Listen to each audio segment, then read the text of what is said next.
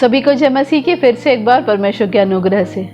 प्रिय, पत्नियों के लिए अलग अलग शब्द इस्तेमाल किए जाते हैं। पत्नी है या मुसीबत, पत्नी है या जंजाल, पत्नियां हैं या ये, पत्नी है या ये, अलग अलग शब्दों के द्वारा पत्नियों को कहा जाता है। कई चुटकुले यूट्यूब पे, फेसबुक पे पत्नियों के लिए आप देखेंगे।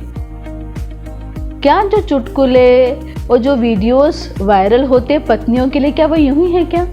बिन कारण बना दिया, हम पत्नियां बड़ी ही अच्छी हैं, पर यूं ही लोगों ने अलग अलग चुटकुले, अलग अलग वर्ड्स हमारे लिए बोलते हैं।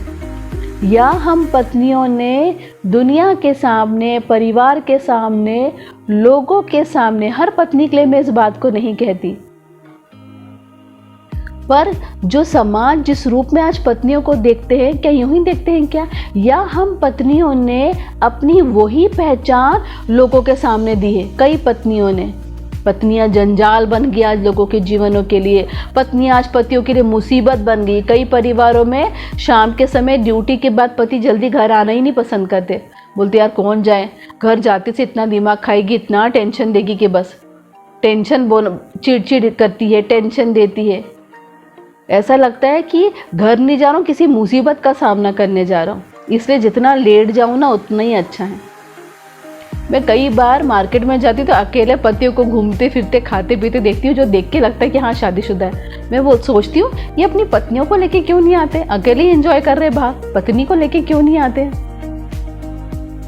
कई बार ऐसे विचार आते हैं।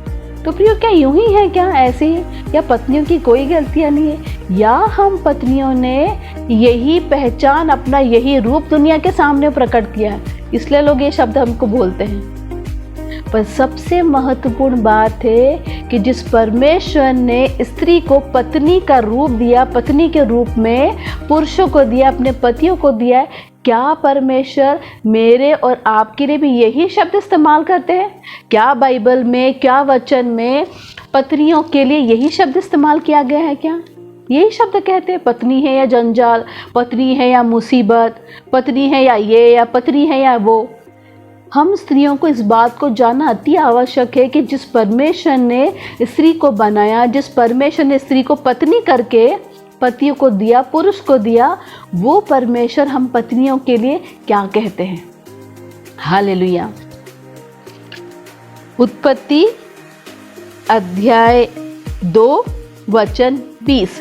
अतः आदम ने सब जाति के घरेलू पशुओं और आकाश के पक्षियों और सब जाति के बदेल पशु के नाम रखे, परंतु आदम के लिए कोई ऐसा सहायक ना मिला जो उससे मेल खाए।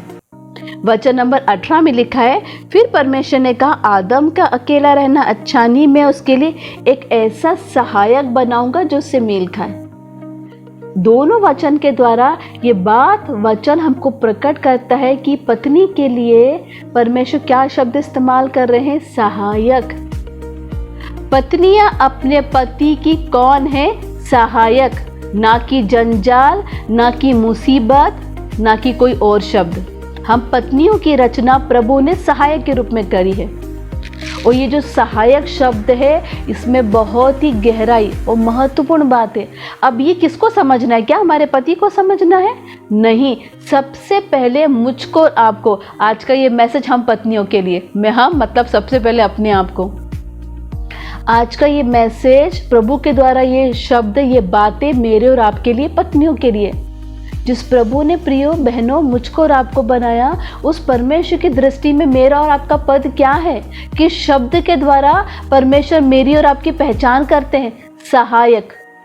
बाइबल में और किसको बोला गया है सहायक? पवित्र आत्मा को। कितना बड़ा पद दिया है प्रभु ने मुझको और आपको। स्त्रियों को, पत्नियों को कहा सहायक, और पवित्र आत्मा को भी सहायक क्या कहा गया है। हालेलुया। हम परमेश्वर का धन्यवाद करते इस शब्द के लिए, जिस शब्द से प्रभु ने हम पत्नियों की पहचान दी है। जैसे पवित्र आत्मा को प्रभु ने सहायक के रूप में दिया, यीशु मसीह ने कहा मैं जाता हूँ अपने पिता के पास, और अपने पिता के पास से तुम्हारे लिए एक सहायक भेजूंगा, मतलब परमेश्वर का आत्मा। परमेश्वर का आत्मा आज अब मेरा और आपका कौन है? सहायक है। वैसे ही हम पत्नियों को प्रभु ने अपने पति की सहायक के रूप में दिया है। हालेलुया। हम आनंद मनाएं इस बात से।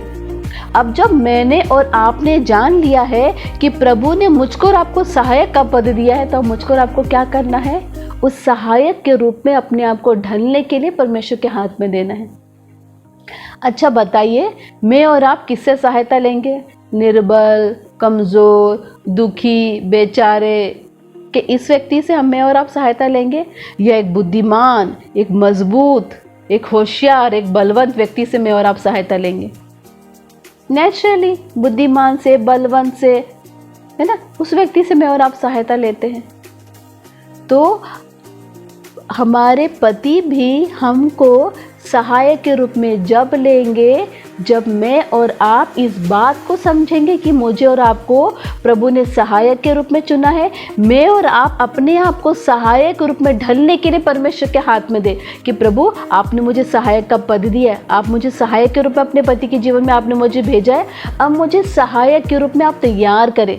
एक सहायक को कैसे होना है? हम तो खुद ही निर्बल, हम तो खुद ही कमज़ोर, हम तो खुद ही दुर्बल। कैसे हमारे पति हमसे सहायता के लिए हम एक सहायक के रूप में हमें देखेंगे? इसीलिए प्रियो, अपने आप को सहायक के रूप में ढलने के लिए प्रभु के हाथ में देना है कि प्रभु अपनी बुद्धि, अपनी समझ से आप मुझे भरे, अपने ज्ञान, अपने प्रकाशन से आप मुझे भरे, अपने बल, अपनी ताकत से आप मुझे भरे।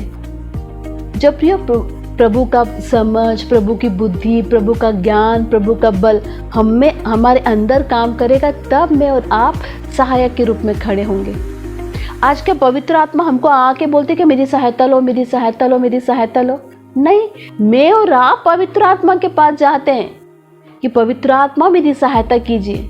इसीलिए ये बात जानने के बाद ऐसा ना करे कि उठे छूटे अपने पति के पास पहुंच जाए कि पता है प्रभु ने ना मुझको सहायक के रूप में आपके लिए चुना है, अब आपको कुछ भी सहायता चाहिए ना आप मुझसे बोलो।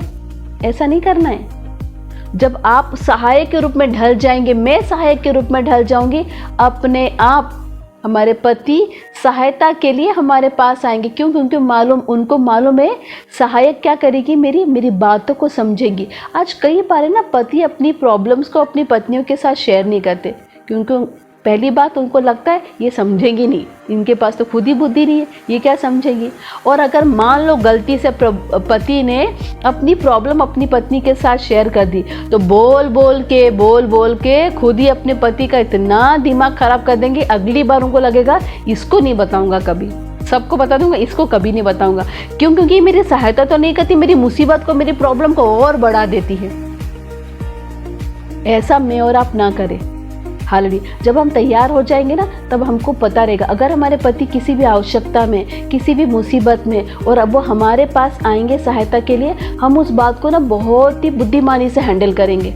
अगली बार उनको पता चल जाएगा ना मेरी ये प्रॉब्लम, मेरी आवश्यकता जब मेरी पत्नी को पता चलती है ना, मेरी पत्नी बड़ी बुद्धिमानी से हैंडल करती है। वो बुद्धिमानी का काम क्या है? प्रार्थना करती है। बार बार मेरे पास नहीं आती उस विषय को लेके परमेश्वर के पास जाती कि प्रभु मेरी पति की सहायता करें, आप मदद करें, मेरे पति को छुड़ाएं और आज़ाद करें।